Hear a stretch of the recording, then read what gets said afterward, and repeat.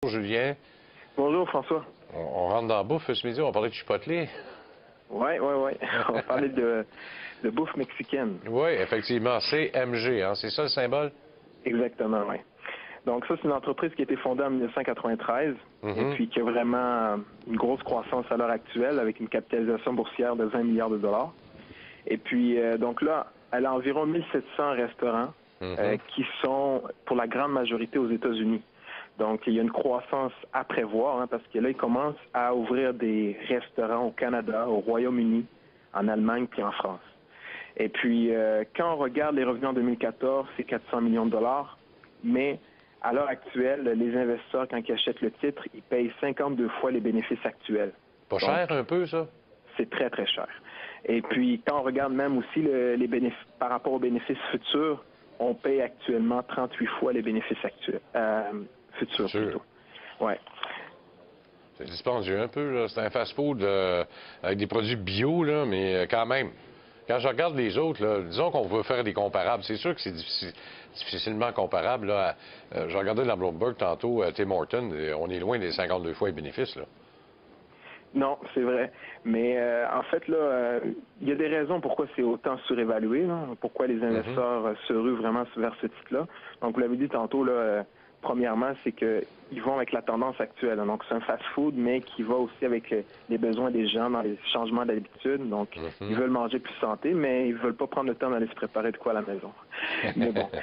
Alors, Ça, c'est la vie moderne, ça, Julien. Oui, exactement. C'est la vie moderne. Donc, il y a un souci aussi de l'environnement. Ouais. Et puis, ils sont aussi contre la maltraitance des animaux. Donc, ça, c'est une genre de culture, de valeur qui est gardée. Mais ce qui explique beaucoup le succès de Chipotle, les points principaux, c'est qu'ils possèdent tous ces restaurants. Donc, il n'y a aucune franchise. Donc, ça, c'est vraiment le point majeur parce que la majorité des titres dans ce secteur-là, ils offrent des franchises, que ce soit comme McDo, tout ça. Ouais. Et puis, donc, ça vient changer vraiment le modèle d'affaires. Et aussi, donc ça leur permet en fait de garder le contrôle sur leur staff. Et aussi sur la manière que les aliments sont produits. C'est très important. Et puis, donc, ça fait en sorte que la culture de l'entreprise est préservée parce qu'ils ont vraiment le contrôle sur tout leur restaurant. Ce qui est important, là, c'est le point numéro 3, pourquoi Chipotle a du succès. Entre autres, je pense que c'est important, et c'est probablement pour ça que tu l'as surligné en noir, pas de dette. Pas de dette. Dans la situation actuelle où que les taux sont bas, qu'on est encouragé à aller chercher du financement, s'endetter pour augmenter ses revenus ou ses projets, c'est impressionnant dans ce secteur-là, vraiment. Là. Et puis l'autre point aussi, c'est le coût des aliments qui est quand même élevé. Donc, c'est des produits bio, ça coûte plus cher à produire. Et évidemment, Chipotle, quand on regarde, on fait des comparables, ça coûte un peu plus cher quand vous allez manger chez Chipotle.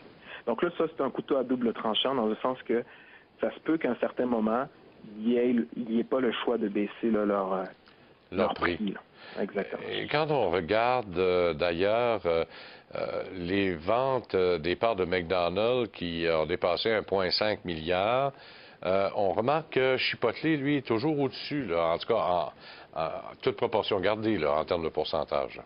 Oui, en fait, ce graphique-là, c'est pour montrer que depuis l'IPO en 2006, donc en partant du même point, Chipotle a fait 1500 de rendement, alors que McDonald's n'en a fait qu'environ 200 Donc, juste pour mettre un peu dans l'historique, McDonald's a déjà possédé une grande part dans Chipotle avant qu'il soit public. Oui. Donc, ils avaient investi 300 millions de dollars en 1998, qui ont revendu, là, comme vous l'avez dit tantôt, pour 1,5 milliard. Mais encore là, et je pense qu'ils l'ont vendu un peu trop tôt, parce qu'ils auraient fait encore plus de profit. Alors, à ce moment-là, McDonald's voulait vraiment se reconcentrer sur les activités. Là. Puis, donc, c'est pour cette raison qu'ils ont dû vendre leur part dans Chipotle. Il y a une chose qui est assez extraordinaire dans Chipotle par rapport à McDo. McDo, il y a beaucoup de vent de face, là, parce que, on l'a vu, c'est une compagnie internationale. Est-ce que Chipotle ne peut pas prétendre ça avec 1700 restaurants non plus, là? Non, mais c'est ça, il est en croissance. Comme j'ai dit tantôt, la majorité, environ 90 de ces restaurants sont tous aux États-Unis, mais là, depuis 2 ans, ils commencent à ouvrir des restaurants un peu partout. Là. Donc, c'est là qu'ils vont pouvoir, c'est là le bout de croissance qui est quand même important. Puis je pense que c'est pour ça aussi que le titre est surévalué. Beaucoup d'investisseurs qui sont comme, ah oui, c'est impressionnant, en tout cas. Mais on va voir plus loin que c'est peut-être pas le moment là, d'acheter le titre. Là. Bon, quand on regarde les ventes, le pourcentage annuel de ventes dans les magasins comparables, là aussi, ils font mieux que McDo. Exactement. Donc, en rouge, les barres rouges, c'est la croissance des ventes de Chipotle qui oscille entre 10 et 20 C'est énorme pour le secteur des restos. Puis vous avez McDo que depuis 2006, ses ventes n'arrivent pas à dépasser 5 Même qu'en 2014, ils ont été négatifs pour la première fois de l'histoire. Ben, c'est pour ça qu'ils sont fait assommer en bourse aussi. Oui, mais c'est une des raisons, exactement. Bon. On parle de titres surévalués. Là. Expliquez-nous un peu le graphique qu'on vient de voir. Là. Donc, ce qu'on voit en ce moment sur le graphique, c'est un gap. Donc, à la sortie des résultats financiers la semaine dernière, en fait, l'entreprise a sorti des résultats financiers qui étaient quand même bons, mais c'est vraiment la prévision pour l'année qui s'en vient. Donc là, ils ne s'attendent pas à avoir des grandes ventes, donc une grande croissance dans les ventes. C'est ça que les investisseurs n'ont pas aimé. Puis ils se sont rendus compte, évidemment, peut-être qu'il est un petit peu surévalué le titre.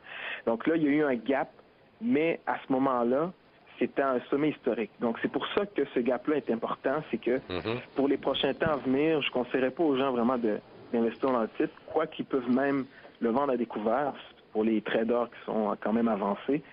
Donc pour le moment, là, c'est d'attendre avant de prendre quelque sorte de position là-dedans, mais pour le long terme, il y a quand même de quoi. Là. Bon, ce serait quoi la position idéale pour pouvoir rentrer dans ce titre-là, le CMG? Donc, ce gap-là, c'est un gap à un top, donc c'est un gap, à mon avis, d'accélération.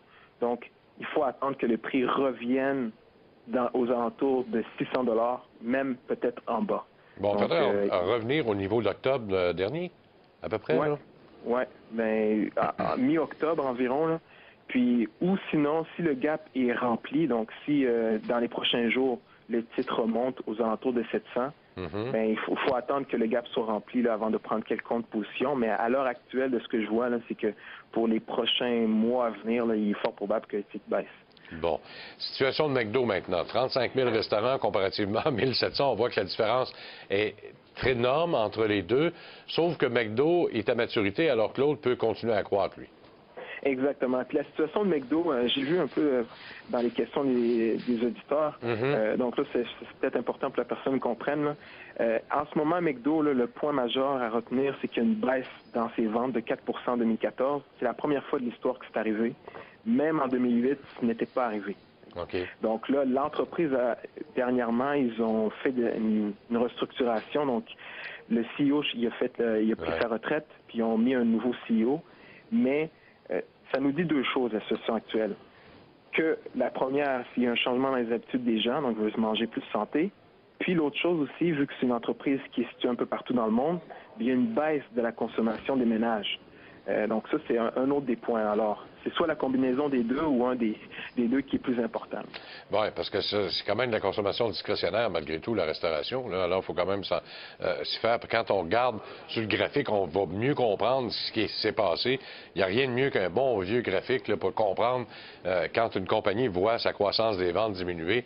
Regardez ça, là, ça parle tout seul. Oui, exactement.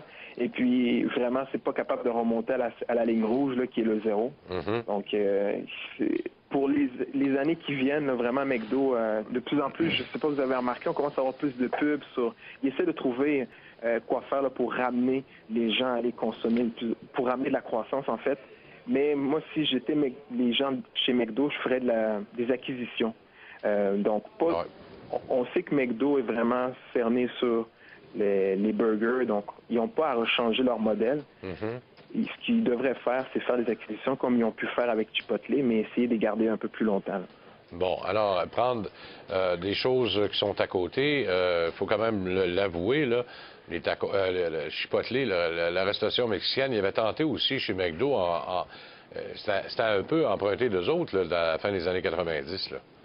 Mais en fait, là, Chipotle a bénéficier vraiment de McDo au tout début. Là. Donc, comme je l'ai dit tantôt, en 1998, ils ont eu un investissement de 300 millions de dollars et ça a vraiment aidé l'entreprise.